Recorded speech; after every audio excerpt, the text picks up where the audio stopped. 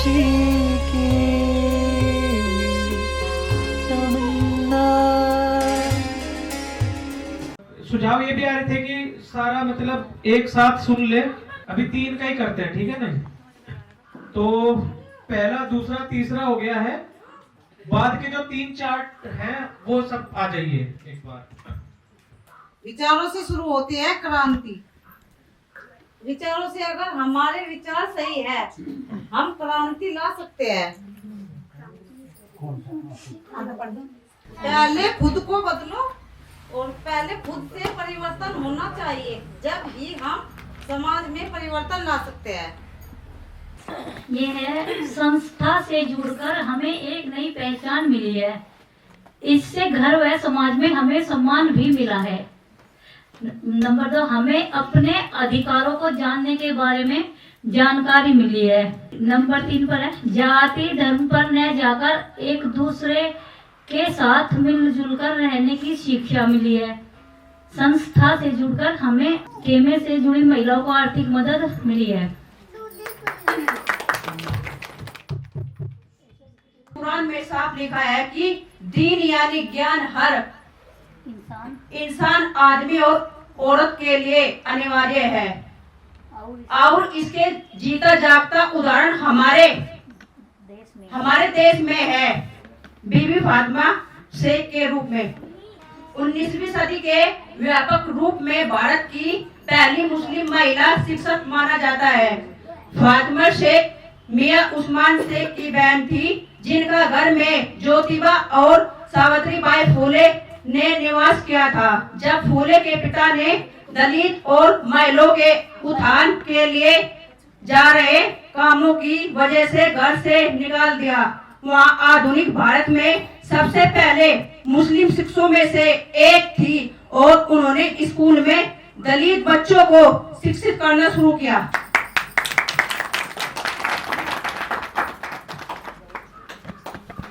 जो मेरी मॉडर्न महिलाएं दोस्त हैं, उनके साथ बहुत हो रहा। मैं इससे बहुत दुखी भी हूँ कि मैं किसी के दीन के खिलाफ नहीं जा सकती। लेकिन वो जो मेरी दोस्त है, उन्हें मुझे जागरूक करना, उन्हें उस स्तर पर लाना जहाँ पे वो जागरूक हो सके और अपने बच्चों के लिए शिक्षा के लिए जो वो 5वीं करवा के वो घर पे ही रहने दे रही हैं, जबकि शिक्षा हमारे गांव में है थोड़ी, तो वो उसे 5वीं ही करवा के उसके पर्दे को लेके कितनी सख्त क्यों है? क्या हम अगर हम उसी तरीके से समझें कि तो फिर हम किस तरह से उन्हें समझाने की कोशिश। मैं बस यही कह रही कि जैसे ज्योति दीदी कह रही हैं कि कैसे हम बदले, तो फातिमा शेख हमारे सामने खुद एक उदाहरण है। इतना मुस्लिम महिला तो है ही, लेकिन इतने पुराने टाइम में, आज जन्म देखो इनका 1831, वो टाइम क्या रहा होगा एक महिला के लिए। आज ही महिलाएं, हम सुबह से महिलाओं की चुनौतियों के बारे में बात कर ही रहे हैं कि कितनी सारी चुनौतियां महिलाओं के जीवन में है जब वो खुद में और अपने समाज में कोई बदलाव लाने की बात करती है। लेकिन एक मुस्लिम महिला जिनके लिए एक निश्चित किया गया है पहले से कि उन्हें पर्दे में रहना है, इसके बावजूद इन्होंने अपने पढ़ाई भी की और एक जो सावित्रीबाई फुले हैं उन्हें सहयोग भी किया उस चीज में, जब उन्हें लगा कि जब शिक्षा के क्षेत्र में कोई और काम कर रही है तो उन्हें धर्म और जाति नहीं देखी, सावित्रीबाई फुले का सम्मान किया और उनका सहयोग भी किया। तो खुद हमारे लिए की उदाहरण है फातिमा शेख।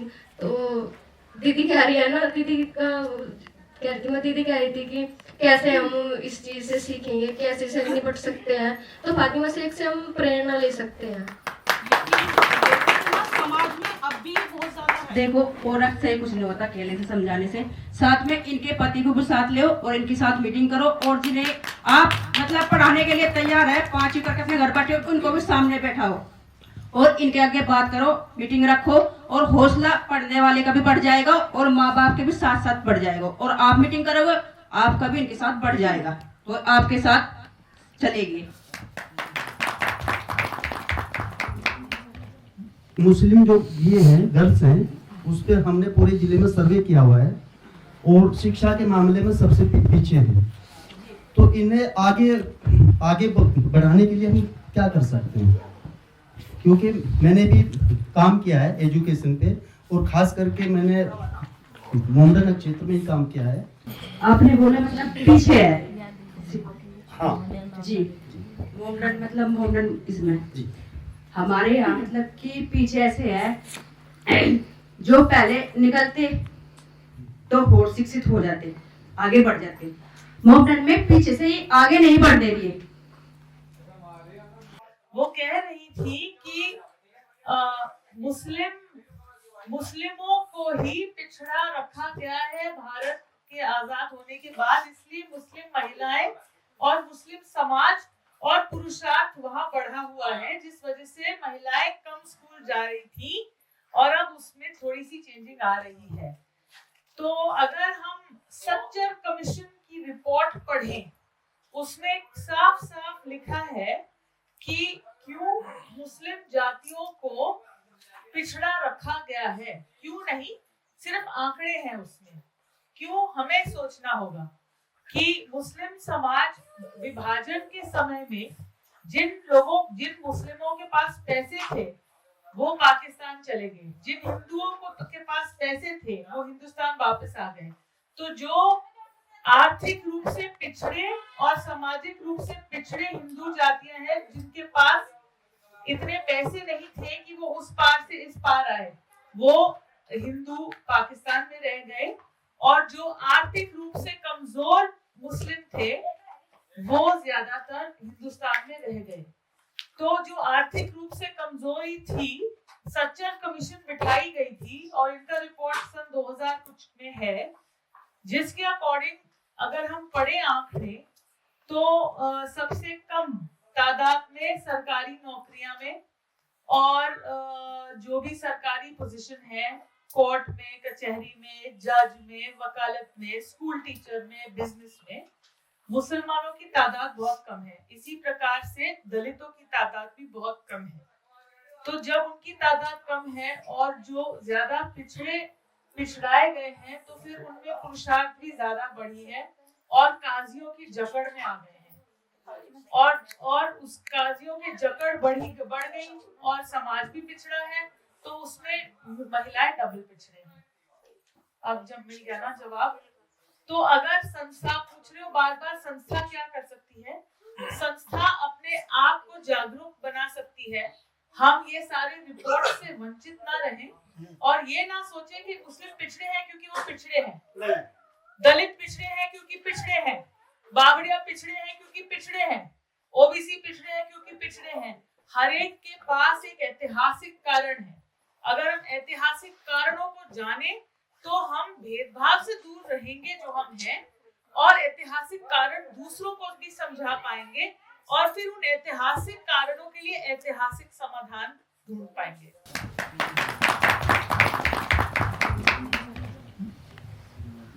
संस्था से जुड़कर हमें अपने व अपने खेमे से जुड़ी महिलाओं को आर्थिक मदद मिली।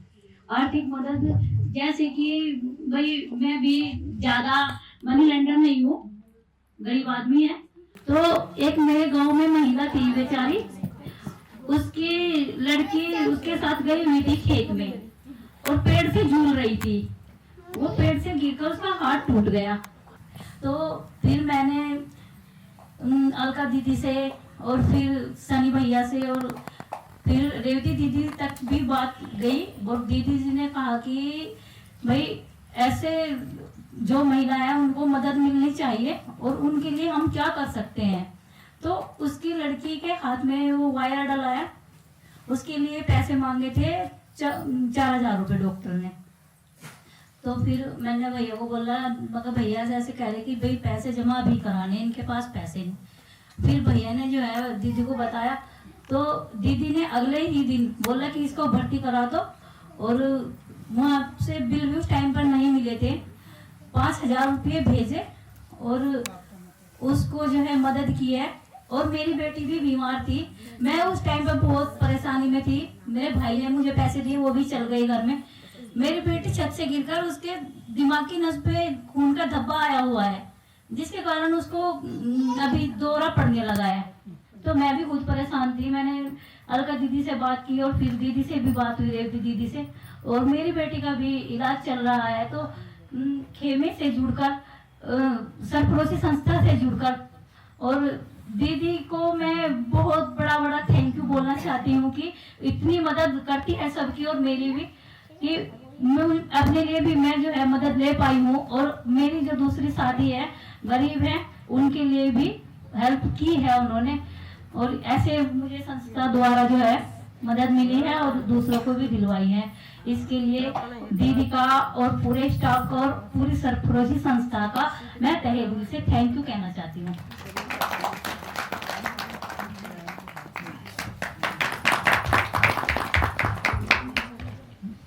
कविता दीदी ने बोला था कि हमें खुद बदलना होगा, दुनिया को बदलने से पहले खुद को बदलना होगा। आप एक उदाहरण दे सकते हैं कविता दीदी? दीदी पहले तो शुरुआत अपने खुद से ही चलती है। जैसे कि हमारा सरपड़ोसी परिवार, अगर हमारे सरपड़ोसी परिवार में ही एक दूसरे के साथ भेदभाव है तो बाहर तो समाज में तो बदलाव बाद में लाएंगे दीदी। आपने खुद में कुछ बदलाव देखा, महसूस किया, जिसके बारे में बात करना चाहेंगे, जिससे हम सब सीख सकते हैं? यानी आपने जो ये विचार लिखा है, ये आपने क्यों लिखा है? आपके जीवन में हुआ है, किताब में पढ़ा है, या समाज में है? कोई घटना, कोई कहानी आप बताना चाहें? जैसे कि मेरे लड़के के साथ चोट लगी थी और जाति के ऊपर लगी थी, वो हिंदू मुस्लिम के, तो हिंदू मुस्लिम हुई जैसे कि मेरे लड़के के साथ, तो उस बात को देख के कह रही भैया अरे ऐसे हाँ, तो मेरा लड़का 7 जुलाई सन 2024 में कोचिंग के लिए गया था। तो कोचिंग के लिए गया था तो कुछ लड़के थे उनके साथ में जो वहाँ स्कूल में पढ़ते थे, तो कोचिंग में वे भी कोचिंग में जाते। तो उन्होंने कहा भाई तुम्हारी जात के बिरादरी के बच्चे है ना, और तुम सब नीची जाति के हो, तुम है ना सब हमारे नीचे काम करते हो। उन्होंने कहा तुम हमारे नीचे काम करते हो, तो मेरे लड़के ने कहा भाई जो कोई काम करता होगा, लेकिन हम किसी का काम नहीं कर सकते, ना हम किसी से दबते। हमें तो अपने पढ़ने से मतलब है, ताकि हमें लड़ाई से कोई मतलब नहीं है।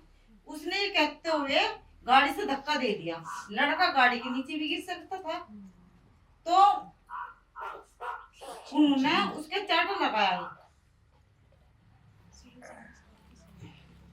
जैसे उन्होंने चाटा मार दिया लड़के के, तो लड़के ने आगे घर बताया कि मम्मी ऐसे हो गया कि मेरे 2 लड़कों ने मुझे पकड़ा और गाड़ी के नीचे गिरे थे, उन्होंने मेरा रैपट मार दिया। हमने सोचा भाई बच्चों में हो जा आपस में कि मार दिया होगा, कोई बात नहीं बेटे, ऐसा करो तुम अपने टीचर को बताइए जाकर। तो लड़का चले गया 25 तारीख में चले गया अगले दिन, तो 25 तारीख में चले गया तो उस लड़के ने अपने टीचर को बताया जाके लंच के बाद। तो जैसे लंच के बाद बताया तो टीचर ने कहा भाई वंश कैसे मारा, कि सर मैं वहां जा रहा था कोचिंग में, तो इन्होंने मुझे ये कहा कि तुम नीची जाति के हो और तुम्हारे लोग तो हमारे नीचे काम करते हैं, तुम सब हमसे दब के रहते हैं, हमारा तो दबदबा है।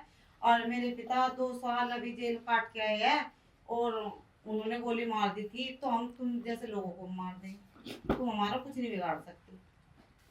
तो ये बात मास्टर के कानून पढ़े, दोबारा कानून पड़ेगी। तो मास्टर ने समझाते हुए उनके एक 2 लगा दिया लड़के के।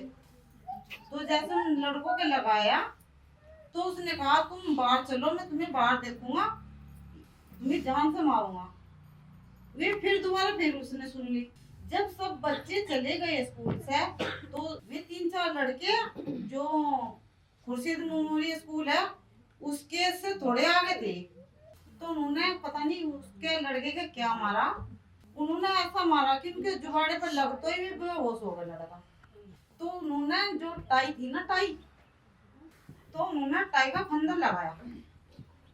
जैसे कि उन्होंने फंदा लगाया, क्या लगे भाई इसको निपटाएंगे, इससे हम जान से मारेंगे। इसने मास्टर को बताया तो इसने अच्छा नहीं किया, हम गुंडे हैं, हम इसका दबदबाओ ये मिटा के जाऊंगी। इसने हमें ये बात क्यों कही? मेरा कहने का मतलब ये है, जब मास्टर के सामने ये कांड हो लिए, मास्टर को ये सोचना था कि भाई पीटने के बाद भी हम छोड़ कर आए तो बच्चे को पहले छोड़ जाते। ऐसा भी तो होना चाहिए। तो एफआईआर हम किसके नाम लिखनी थी? मास्टर जी की। वे गुंडे को सबक तब मिलता जब मास्टर के साथ ये एफआईआर होती। खुद का बदलाव यही है। करने को तो हमने बहुत किया। देवती दीदी हमारे साथ थी, सनी भैया, सूरज भाई, एफआईआर सूरज भैया ने लिखवाई। देवती दीदी ने हमारे साथ एसपी ऑफिस भी गई है, और सनी भैया देवती दीदी के यहाँ से ऑफिस से जब भी हम बुलाते थे हर बार बेचारे आते थे। ऐसा नहीं कि इन्हें कुछ लालच था, भाई इनका एक सहयोग था।